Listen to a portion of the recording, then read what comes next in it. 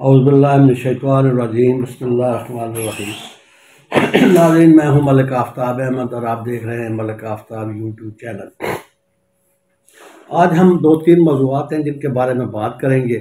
एक तो यह है कि तोशाखाना केस में दुबई की कंपनी जो थी उसने ज़ेवरात का तखमीना लगाना था और वहाँ से नुमाइंदा उनका आया था और अदालत में उसने अपना स्टेटमेंट रिकॉर्ड करा दिया और उसने ज़ेवरात का तखमीना 1900 अरब डॉलर ज़ाहिर किया है, जबकि इमरान खान साहब ने इसको मनगढ़ंत और गलत और बेबुनियाद करार दिया है।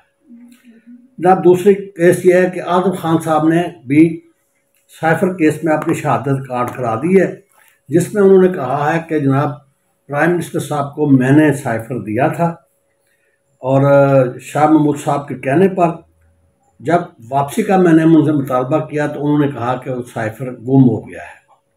अब इस पर बड़ी कंट्राडिक्शन जारी है। कुछ लोग कहते हैं कि आज़म खान ने ये स्टेटमेंट इमरान खान के हक़ में जाती है, कुछ कहते हैं कि ख़िलाफ़ जाती है, जबकि अदालत ने जो है वो जो मजिस्ट्रेट थे अवैस अरशाद भट्टी साहब, जिनके सामने इमरान खान साहब ने 164 का बयान रिकॉर्ड कराया था, उनकी शहादत तलब कर ली है।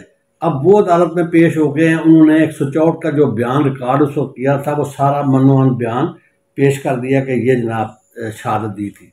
इसी तरह 161 का बयान FIA ने रिकॉर्ड किया था, उसको भी बतौर गवाह तलब कर लिया है। अब देखें वो फैसला अदालत ने करना है कि क्या उनके हक़ में क्या जाता है और ख़िलाफ़ क्या जाता है। उसके अलावा जनाब बात यह है कि नवाज शरीफ साहब इलेक्शन में कुछ ज़्यादा मुतहर्रक नहीं है। उनकी कोई सेहत का मामला है या कोई सिक्योरिटी थ्रेट है, क्या वजह है, इसके बारे में कुछ नहीं कहा जा सकता।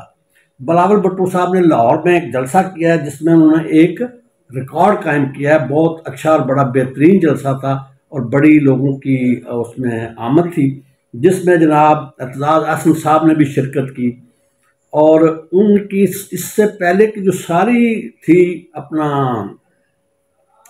सरगर्मियाँ वो PTI के साथ थी, लेकिन अचानक वो पीपल्स पार्टी में दोबारा वो उन्होंने कहा कि ये पीपल्स पार्टी जो मेरी फैमिली है, मेरी जान है, मुझे पीपल्स पार्टी से कोई अलहदा नहीं कर सकता। ये अचानक यू टर्न उन्होंने क्यों लिया है, इसकी कुछ वजूहात बताते हैं कि असल में जो एतजाज़ अहसन साहब हैं अपने बेटे के लिए PTI से टिकट लेना चाहते थे, जबकि उनके बेटे ने जो है वो कह दिया कि नहीं, मैं ये सियासत का बोझ नहीं उठा सकता, लिहाजा उन्होंने इनकार कर दिया कि मैं सियासत में हिस्सा नहीं लूँगा। जिसकी वजह से अब उन्होंने सोचा कि चलो पीपल्स पार्टी भी ना जाए हाथ से, लिहाजा दोबारा पीपल्स पार्टी में उन्होंने अपनी अटैचमेंट जाहिर कर दी। इस तरीके से जनाब बात यह है कि तोशाखाना केस की रेफरेंस में उनके वकील ने इस्तदा की थी कि जनाब इस कार्रवाई को मुअत्तल किया जाए, जो कि जस्टिस आमिर फ़ारूक साहब और जस्टिस जहांगीरी साहब ने जो है ना इस इस्तदा को मुस्तरद कर दिया है। ये एक हिसाब से एक बहुत बड़ा झटका उन्हें दिया गया है। तो चीफ जस्टिस इस्लामाबाद साहब जो हैं उन्होंने इस इस्तदा को मुस्तरद करते हुए अगली तारीख पर दोबारा इस पर जो है ना समाअत के लिए डेट दे दी है।